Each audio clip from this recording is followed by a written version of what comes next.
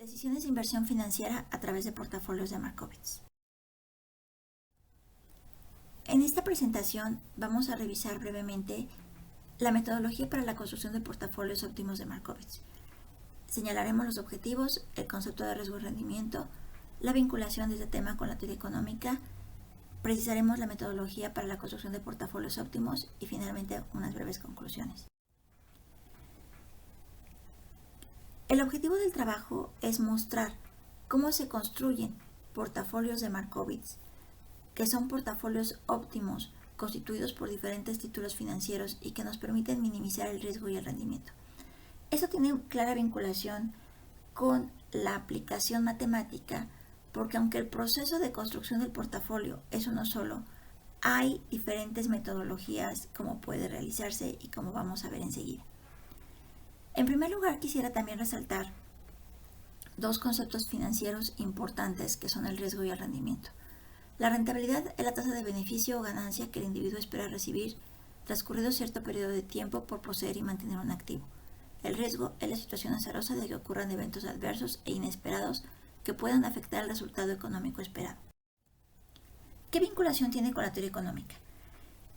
En el marco neoclásico, se consideran independientes las decisiones productivas o del sector real de las decisiones financieras. Los ejemplos más claros de esto son los problemas de optimización tradicionales del consumidor y del productor. En el caso del consumidor, el consumidor maximiza una función de utilidad sujeta a una restricción presupuestal, mientras que el productor maximiza una función de beneficios o de ganancias que no es otra cosa que el valor obtenido por las ventas menos los costos de producción, y esta función está sujeta a una restricción tecnológica o función de producción. En ambos ejemplos es claro que tanto consumidor como productor únicamente eligen cantidades óptimas de bienes. No eligen títulos financieros, no eligen la disponibilidad de sus activos financieros. Para solventar esta deficiencia en la teoría neoclásica, contamos con el modelo de portafolio de Markowitz, con el cual los agentes económicos pueden elegir los títulos financieros con los cuales construir su portafolio de manera que maximicen sus beneficios y minimicen sus riesgos. Markowitz fue pionero en estudiar las decisiones óptimas de un inversionista en condiciones de riesgo e incertidumbre, demostró cómo estructurar un portafolio de inversión y en su contribución destacan dos elementos esenciales. Él mostró que la diversificación de un portafolio lograda al incluir distintos activos reduce la incertidumbre y mostró que el rendimiento y el riesgo de los activos se asocia con su media y su varianza. La metodología para la construcción del portafolio de Markowitz se basa en los siguientes pasos. En primer lugar, hay que obtener el rendimiento esperado y la varianza de cada título. A continuación se construyen distintos portafolios asignando diferentes participaciones en el portafolio para cada título, de manera que la suma ponderada de los títulos en el portafolio sea la unidad. Luego se obtiene el rendimiento esperado y la varianza de cada portafolio, se construye el conjunto de oportunidad o conjunto de portafolios disponibles y la frontera eficiente de portafolios, y finalmente se elige el portafolio de mínima varianza. El modelo de portafolio de Markowitz, también conocido como de media varianza, puede resumirse como el proceso para la construcción y selección de un portafolio eficiente. Ahora bien, para ello y siguiendo esos pasos, en primer lugar vamos a contar con una serie de precios históricos, precios observados de acciones, idealmente una serie de precios diarios al cierre.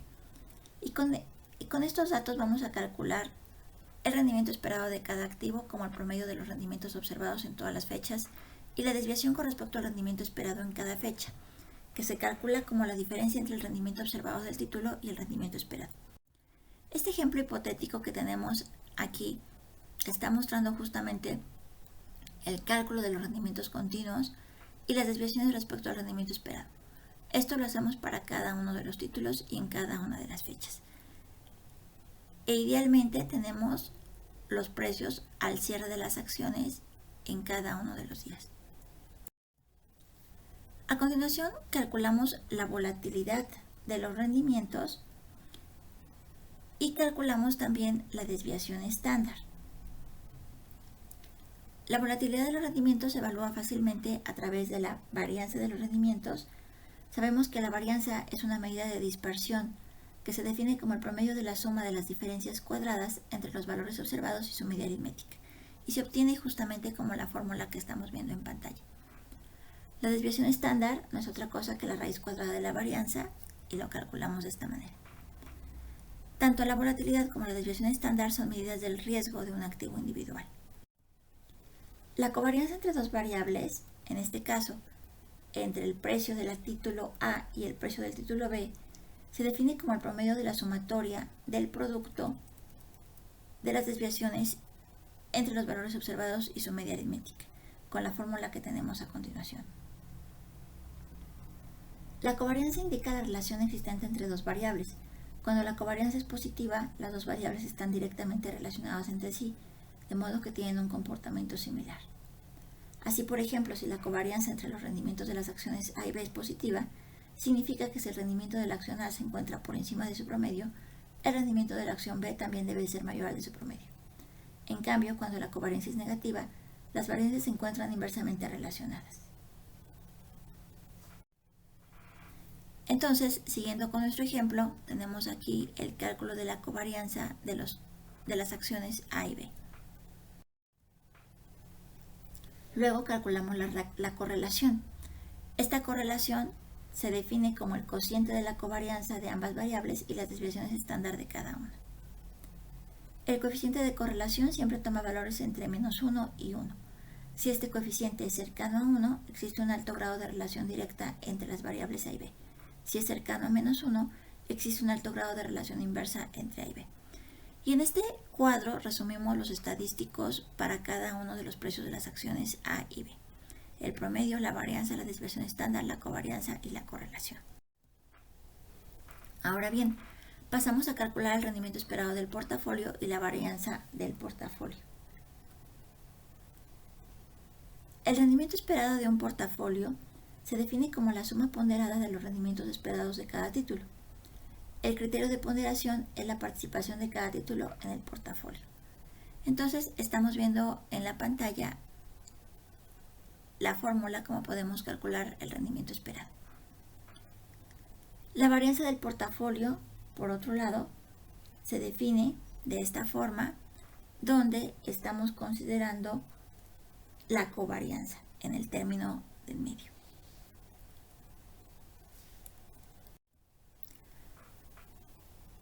Podemos también calcular la matriz de varianzas y covarianzas, como está en esta diapositiva, donde en la diagonal principal tenemos las varianzas de los títulos y en el resto de las filas y columnas tenemos la covarianza entre los dos títulos. Esta matriz de varianzas y covarianzas es relevante porque nos permite calcular justamente el rendimiento y la varianza del portafolio. En este ejemplo vemos claramente que si tenemos dos títulos, entonces vamos a tener una matriz 2×2, donde en la diagonal principal están las varianzas y en las otras celdas tenemos las covarianzas de los títulos. La idea del portafolio de Markowitz es que una vez construida de esta forma nuestra matriz, lo que procede es multiplicar 2 veces la participación de cada título en el portafolio. Entonces, en primer lugar, multiplicamos nuestra matriz por las participaciones de cada título que están dadas por alfa A y alfa B y obtenemos este resultado. A continuación, premultiplicamos nuestro resultado por una matriz transpuesta de las participaciones de cada título y obtenemos justamente cuál es, como nuestro resultado, la varianza del portafolio, que es esta que tenemos acá y que coincide con la fórmula anteriormente expuesta. Ahora, esta varianza del portafolio también se puede calcular utilizando el software de Excel, simplemente haciendo la multiplicación de matrices. Alternativamente, podemos hacer un cuadro en el que por tanteo definamos cuál es la proporción de cada título en el portafolio y calculemos la correspondiente varianza, desviación estándar y el rendimiento. Por ejemplo, en el primer renglón, si la proporción del título A en el portafolio es 0.05, obviamente la participación del título B en el portafolio será de 0.95. Y con estas participaciones, entonces, nuestro portafolio tendría esta varianza y esta desviación estándar. En color rojo podemos observar cuáles son las participaciones de los títulos que nos están permitiendo tener el mayor rendimiento y la menor varianza y desviación estándar. Este cuadro nos dice que la proporción óptima debe de encontrarse entre el 20% del título A y el 25% del título A y el restante por parte del título B. Con este cuadro podemos construir un conjunto de oportunidad y frontera eficiente del portafolio, como el que vemos aquí, donde en el eje vertical tenemos el rendimiento esperado del portafolio y en el eje horizontal la sigma del portafolio.